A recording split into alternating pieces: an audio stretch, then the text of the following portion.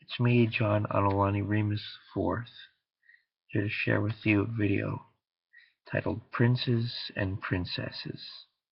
It has to do with my number one motivation, the one thing that keeps me going on a hard day of work, thought and promise of a soulmate, part of my beliefs that everybody has a soulmate, one who will like my uniqueness, what I've discovered about myself, the type of music I like and food and exercise regime and so on.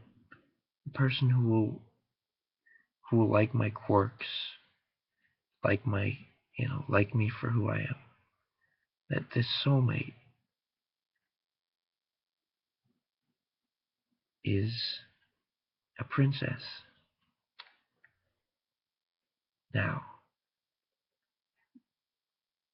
the measure of a princess is by what type of taste that she has, the way she dresses. Hopefully, you'd expect a princess to dress with a dress, not with pants revealing her behind and just revealing her legs and so on, dressing discreetly and respectfully. And I'm going to be reading through my uh, Facebook blog as well, making note of any uh, key points, lifestyle recommendations, and let's see. I'll be sure to add more on the concept of a soulmate. I bet you, if you think you have a soulmate or you're wondering how to get that soulmate, then just listen to this video and you know see how to control your energy so that first you're a stable person, and you really know yourself and you protect yourself. So let's start off with breathing, deep breaths. I'm going to share a little about communication. Drinking lots of water. You can let water sit in pots and let the chlorine evaporate if that's a concern.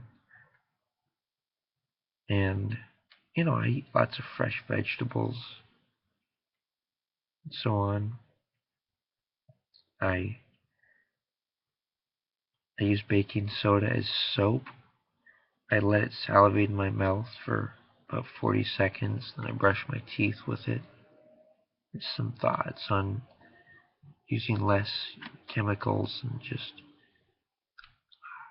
and then I put a light coconut oil over my skin. As a vegetarian, I also be sure to take vitamin supplements, including the B complex. That's important. So then exercise. Sometimes I don't feel like exercising. I just rest. I might go 2 days without exercising, then really do a nice jog the next day. So I prefer cool morning or evening, and then I might add maybe 5 50-yard sprints with at the end of my jog, and then do some stretching. Yeah, listen to music, doing that. And this is one of my ways of taking my power back. If I'm angry, I go for a run. You channel that energy. And so here's some other thoughts. Instead of saying sorry, say I will try not to let it happen again, and I didn't intend to offend you when I said that. Maybe you did though, and then express that. And instead of saying what you don't like about the person, for example, oh, I don't like when you swear, tell them a particular action they did offended you, So it hurt when when you were swearing. That way you take responsibility for you. You tell them how you're feeling. Then try to reach a compromise if they're not willing to on a professional level. Are they family or professional? One important thing to distinguish in people in life. When I say family, I mean spiritual family, of course. People that you know you you you don't have to pretend around. They eat the same foods, they listen to the same music. They're your family. They're your brothers and sisters.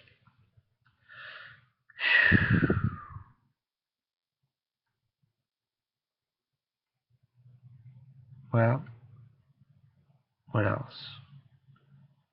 I think if most people knew what I knew or were in my position, they'd be happy too. So I'm empathetic towards, for example, maybe a meat eater that might be experiencing the pain and suffering indirectly from the animals that they consume.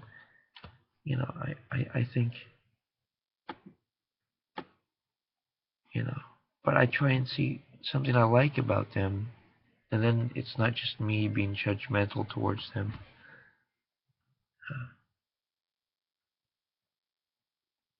But at the same time, I like to distance myself from most people. Uh, Anyone who's not doesn't like the same foods as me, same music.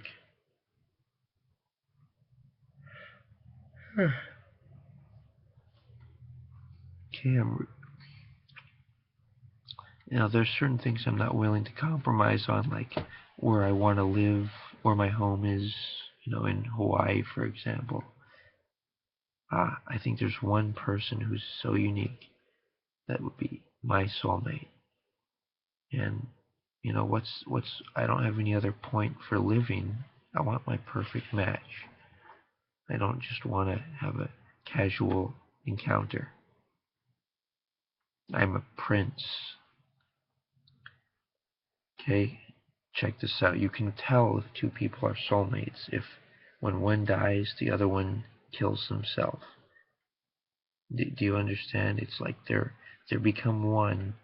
They may have different age or whatnot. But that's how you can tell if two people really are soulmates, if they couldn't live without each other. Now, when you see a woman dressed scantily, you can say, "Greetings, princess," and then you can encourage them to maybe consider dressing more discreetly.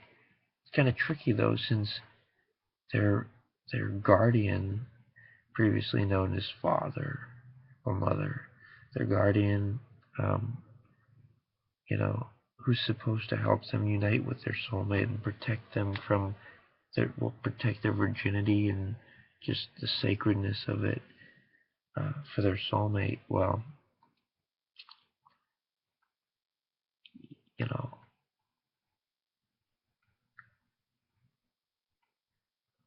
um,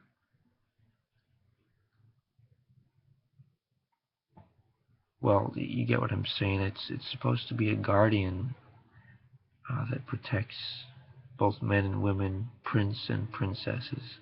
But don't worry, we're moving in the right direction. 100 years ago, barely anyone had sex, but often. But now it's going to be more often. Let's move in the right direction.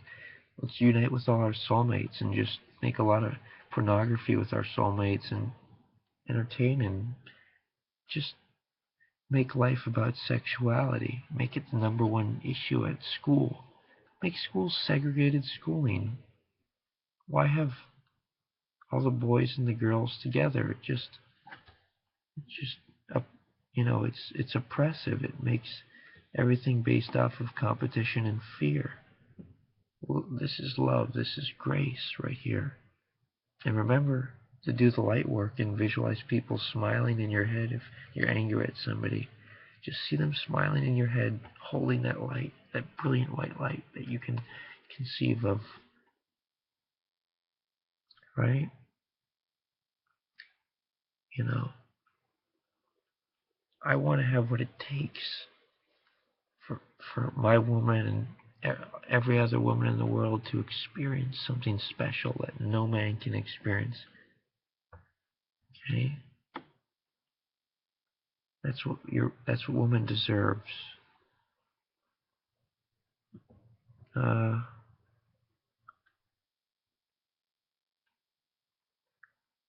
you know, what I'm scrolling down that, so take a deep breath whenever I'm doing this.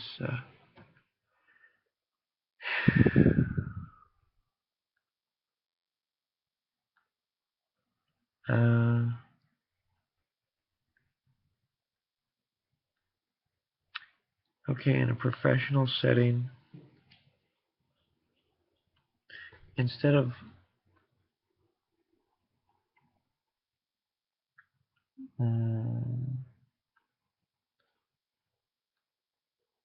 what's a good reason to talk to anyone?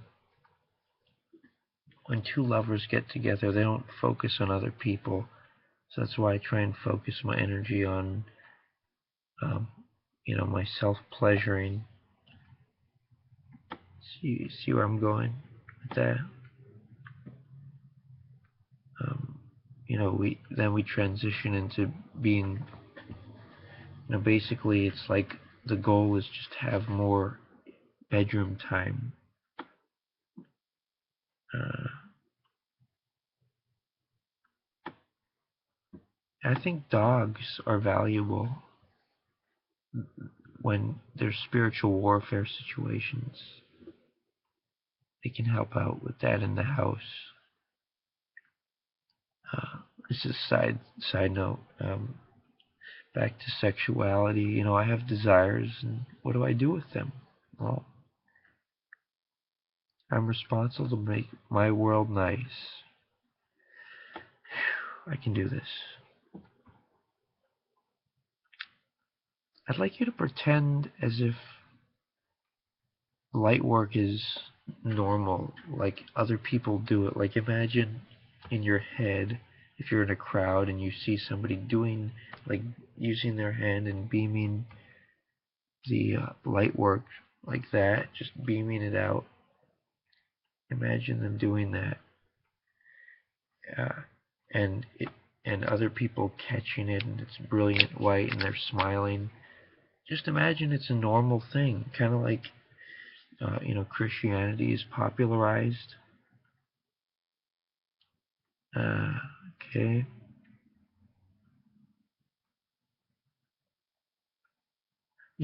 Light work is great. You're never going to be bored again, and you're never going to waste time again because, say, you are in traffic, well, you can do light work. You can visualize people holding spheres of light, beaming light. I mean, anyone watching this, do you have any questions about the light work? I'm curious if you're watching this, what you think. I'm still reading through. You know what I think? I think the reason they're suffering in the world is not because more fortunate people are selfish, but because they haven't even dealt with their own sexuality.